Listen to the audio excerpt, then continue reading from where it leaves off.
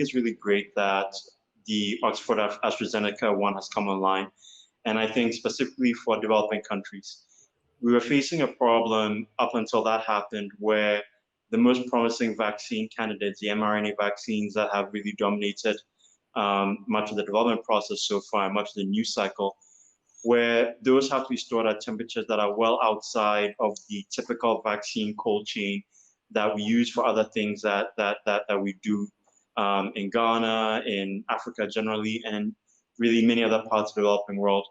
And that was creating a scenario where if Oxford AstraZeneca couldn't get the kind of efficacy that they eventually got,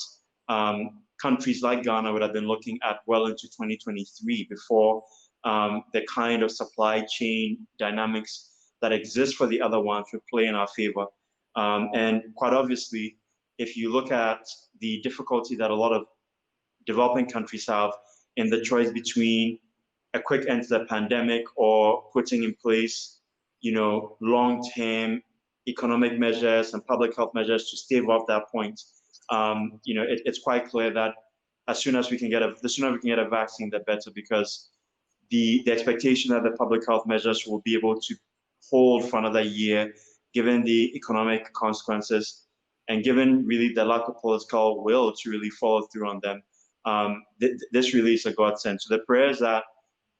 we can see more of the data that they use in those studies, because there is some a bit of consternation that we haven't seen as much data come up out of that trial as we saw coming out of Moderna or out of Pfizer. So we're hoping to see more of the data. We're hoping to see more of the data also around